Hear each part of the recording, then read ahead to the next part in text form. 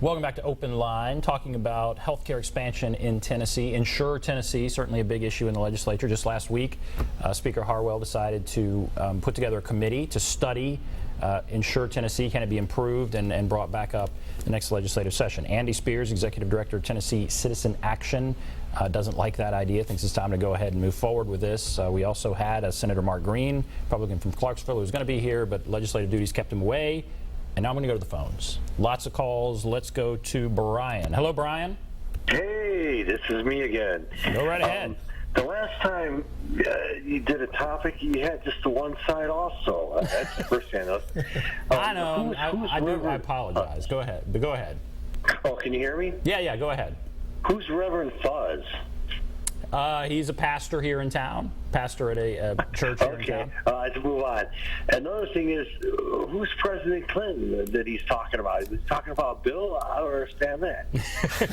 Let's move on a little more. Sure, go right ahead with your question. Okay, just stay with me here. Another thing, Obamacare, it's called the Affordable Care Act. Who is this guy? All right, now here, I'm just going to just end the whole thing right now. And just here's the deal. Here's why people are opposed to it. The really mean, bad Republican. This thing was instituted with, it has 3 years funding appropriated, federal government funding. Listen up real careful. It has 3 years of federal government allotted. 1 year has already gone by. There's 2 years of federal funding for the states that opt to enroll in this, okay? Now, the states that there's like 17 or 20 states that did not want to enroll in this. And then people are saying like him, oh, they're losing tons of money, the other states are going to get it anyway. I mean, the money's going to be given out anyway. We might as well get ours. Well, here's the deal. In 2.5 more years, 3 years, that federal allotment funding will end, and then the states have to come in and make up the difference. And those mean Republicans from those states, most of them in the West and the Southeast, don't want to be held on the hook for that in 3 years. Comprende? Well, I appreciate your call. You seem to have heard part of the show, but we addressed that earlier, and I'm happy to have him address that again. But go ahead and answer that question.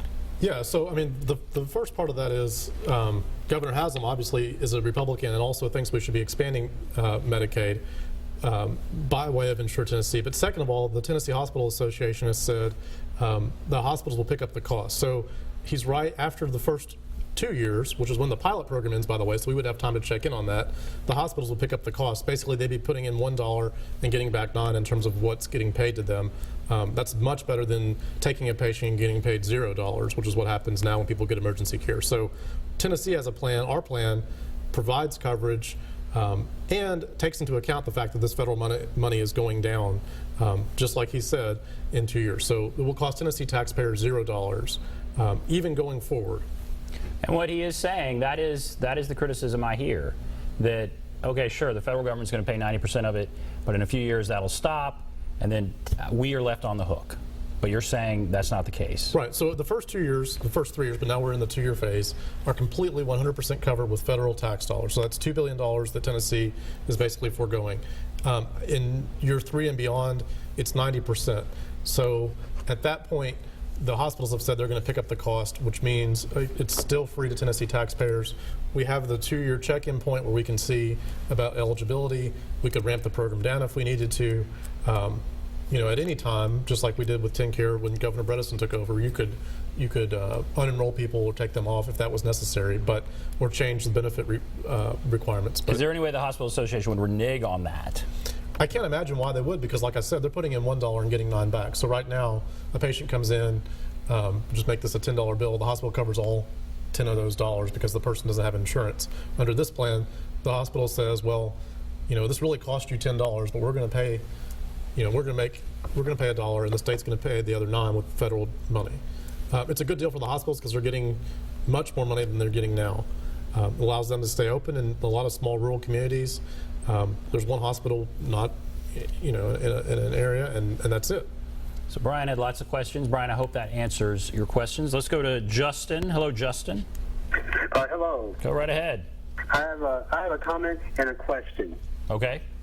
My comment is that I'm in favor of the healthcare expansion because it helps out some of the hospitals in these rural areas, and the reason why I think that the legislatures, mostly Republican legislatures, don't want the healthcare expansion is because they are influenced by these outside right-wing groups, such as the Koch brothers, and saying by threatening to attack them by running ads attacking them for actually supporting the healthcare expansion.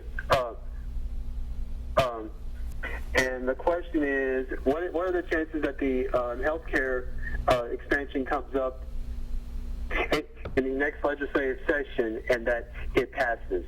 Okay, thank you for that. What do you think there? Well, I think, like I said early on, and the one complimentary thing I'll say about Speaker Harwell is she appointed the right people to this task force. Matthew Hill's on this task force. I think Roger Kane's on it. So you have some people who've traditionally been not very excited about healthcare expansion. If they come up with a plan they can support, that's going to be a plan that can get 60 or maybe even 70 votes in the House. So I think there's a possibility we could have a plan that's different than Insure Tennessee next year. What I think is unfortunate is 250,000 Tennesseans are going to have to wait 6 or 8 months. According to Speaker Harwell, no one has spoken to the federal government yet, so we're going to have to do that before June to even get this considered, to ask for a waiver. That's a pretty short time frame. So we're putting a lot of things at risk, and I think a lot of the hope is we would have a different president from a different party. That's a pretty risky proposition. It's probably 50-50 right now. We don't know how November's going to turn out. If we get a president from the same party, what's the likelihood the political climate will be a lot different? It probably won't. So why don't we vote on the Tennessee plan that Governor Haslam, a Republican, crafted, and at least have a discussion and a vote on it? That's what I think should happen. And let me just be really honest. If we have a Democratic president, I think it's highly unlikely we'll get a vote on a plan based on the lack of leadership we've seen so far. If we have a Democratic president, you think it's unlikely. If we have a Republican president, they promised to repeal Obamacare and the Affordable Care Act. They promised to repeal it, so it's unlikely it will be voted on then either. Right, that would change the game because they would. If they do what they say they're going to do, that would change the rules of the expansion. So they would be ending access to affordable health care for millions of Americans, not just Tennesseans. So we'll see how that plays out. But the climate, I don't think, is going to get a whole lot better in 2017. Let's go to Lucy. Hello, Lucy. Good evening. First off, I would like to have people take a look at a documentary, and it's called Haiti, A Year Later, and it involves NGOs. And I think that the legislature here is pushing towards something like an NGO. I was watching the legislature a few weeks ago where they passed a law that you could not sue a medical student in the state of Tennessee now, or anybody providing health care to the poor. So I hope we're not going to something like remote area medical overall for the rural people. Now, don't get me wrong, I love remote area medical. They've done a lot for Appalachia. But there are people in rural Tennessee that are dying as they're sitting here playing politics. If there is a Republican president, every candidate or every Republican candidate said they all want to abolish Social Security Administration. So here goes this. I think they need to leave this to the hospitals, the people who have seen this need, the people who have seen people in these rural areas die. They know what's best. This initial money under expansion here in Tennessee under Medicaid was to get all this set up. And they had all figured this out over the years. And now people are meddling in it, trying to take it from a different angle to get these NGOs maybe to go administer health care to the poor, to have the herds stand there in line for 18 hours in the rain and snow to get a tooth pulled or something. That's not the way to go. Okay. The average age in the state of Tennessee of people suffering is a 44-year-old white woman. So that's who's suffering, 44-year-old rural white women. And if you think that, you know, people who try to put a racist angle on this, that blacks are running by the drove to take advantage of the Medicaid system, that is a ridiculous myth. All right, well, let's talk about some of that. Lucy, thank you for the call. What do you think of what she's saying there? Well, I think she's exactly right in the sense that it's rural Tennesseans who suffer the most. So you have people who are making $8 an hour, who are making $16,000 to $18,000 a year, $24,000 for a family of 3.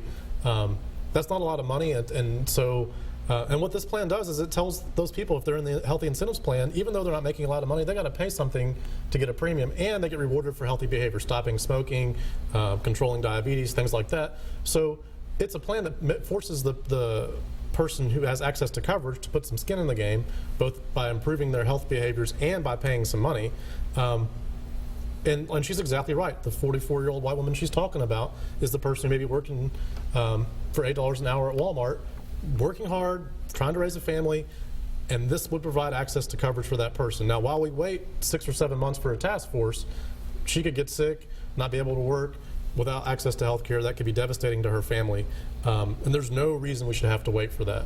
Lucy's exactly right about that. Do we know the demographics? I mean, she's saying it's 44 years old. Is that true? When we do this show where we talk about the Affordable Care Act and people call in with questions about can they sign up here or there, and there is a large number of people who are ineligible because of this very issue. If we were to look at those people, and it's supposedly 250,000, what's the average age, and what is the makeup of that group?